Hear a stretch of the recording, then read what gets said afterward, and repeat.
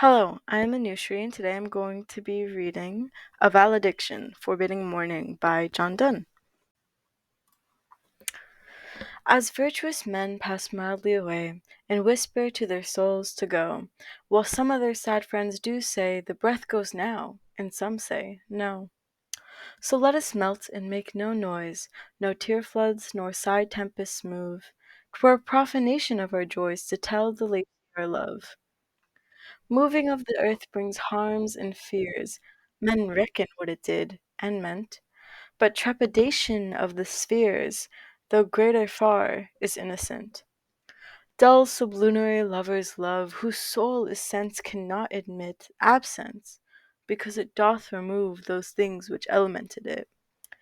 But we by a love so much refined, that ourselves know not what it is, enter assured of the mind, care less eyes, lips, and hands to miss. Our two souls therefore, which are one, must though I must go, endure not yet a breach, but an expansion, like gold to airy thinness beat. If they be two, they are two so, as stiff twin compasses are two. Thy soul, the fixed foot, makes no show to move, but doth, if the other do. And though it in the centre sit, yet when the other far doth roam, it leans and hearkens after it, and grows erect as that comes home. Such wilt thou be to me, who must, like the other foot, obliquely run. Thy firmness makes my circle just, and makes me end where I begun. So, for some context, John Donne, the author of this poem, has just left to go to continental Europe, which leaves his lover behind while he does. And this is in the 1600s, so there is less advanced technology, and we know much less about the world. So, I'm going to be analyzing this stanza by stanza. In the first stanza, it reads, as virtuous men pass mildly away, and whisper to their souls to go, while some of their sad friends do say, the breath goes now, and some say, no. The narrator is trying to express that when honorous men die, some of their friends will be accepting of their death as they say the breath goes now, while some will not be accepting of their death and will be rejecting it as they say no. So let us melt and make no noise, no tear floods nor sigh tempests move. 'Twere profanation of our joys to tell the lady our love.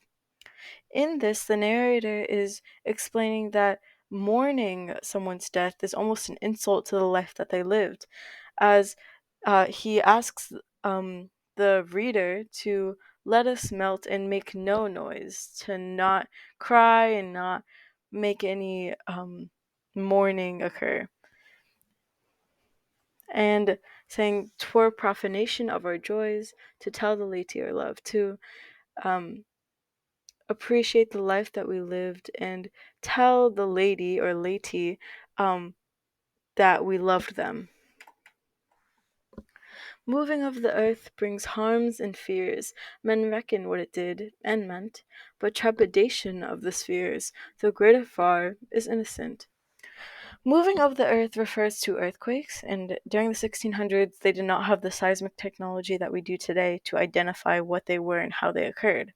So, earthquakes at the time brought a lot of fear in society, and men or society uh, reckon what it did and meant, as they do not actually know what it did or what it even means.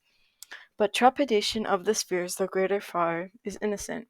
These spheres that they are referring to are planets, and during the 1600s, they have not established the heliocentric theory, which um, states that all the planets revolve around the sun. So at this time, they believed that all the planets revolved around the Earth. And because of this, they think that these greater distanced planets, although they have such more dynamic movement, they're moving at such a fast pace through such a distance, far away. Although they have much more greater movement, they're more innocent than the earthquakes happening on Earth because we are not considering them right now. We are considering these earthquakes, and these earthquakes are giving society fear.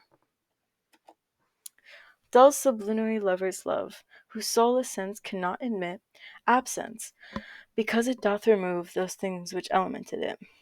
So sublunary, if we split it apart, sub means below and lunary refers to the moon. So sublunary is a word that refers to below the moon or earthly. Dull can just mean boring, and sublunary is earthly. And when we refer to something that's amazing or extraordinary or exciting, we usually say it's out, like out of this world. We say it's extraordinary. So saying it's earthly is to say that it's unextraordinary, it's normal, it's boring.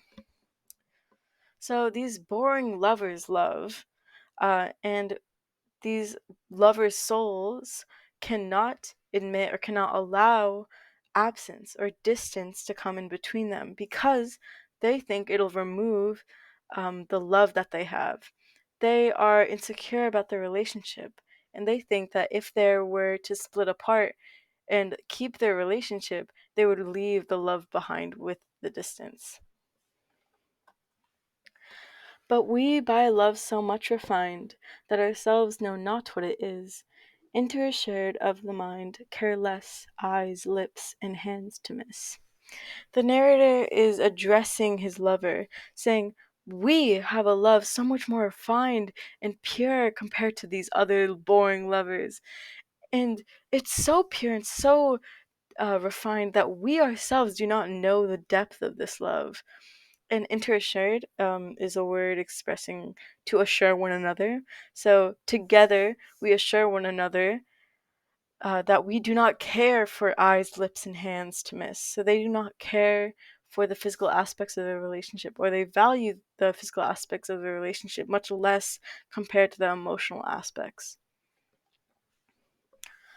Our two souls, therefore, which are one, though I must go, endure not yet a breach, but an expansion, let gold to airy thinness beat. Here, the narrator is um, asking the lover to be strong as he goes, and in this context was as he goes and travels to continental Europe. He's asking his lover to be strong for him, and that our love will not take a breach, it will not break, but rather it will be an expansion, and our love will go stronger as we are farther apart, as we yearn for each other more. Like gold to airy thinness beat, which is a very optimistic tone and it's just a very euphonic or pretty line to throw in as he expresses that he will always love her. If they be two, they are two so, as stiff twin compasses are two. Thy soul, the fixed foot, makes no show to move, but doth if the other do. So twin compasses are drawing compasses, which are usually used for maps, which is relating to how he is traveling during this time. And he compares his relationship to these twin compasses as one foot of the compass stays stationary in one place and the other makes the circle and draws the circle and travels. And he's saying that although the 2 feet of the compasses are apart, they are together at one attached point, and that attached point represents their love for one another. Yeah. And though it in the centre sit, yet when the other far doth roam, it leans and hearkens after it, and grows erect as that comes home. Again, he's reiterating how he and his lover are twin compasses, or can be symbolized that way. And although he may go far, he knows that his lover will always love him and hearken after him or yearn for him as the twin compass foot leans towards the direction that he is in. And that when he eventually does come home, the together the compass will collapse in on itself, and together they will be one again. They will be greater than they are separated as they grow erect. Such wilt thou be to me, who must, like the other foot, obliquely run. Thy firmness makes my circle just, and makes me end where I begun. So here, the narrator is saying, "You will be my stone. You will hold me firm as I travel, and I will rely on you as I travel. Your love, that we share together will allow me to be apart from you and still come back to you. And thy firmness makes my circle just. So he shall finish his travels using the love that he has for her and makes me end where I begun. He will definitely come back to her. And it's almost an assurance to the worried lover that no matter what happens, I will always go back to you. Thank you. That is my analysis for Valediction of Forbidding Mourning. Thank you.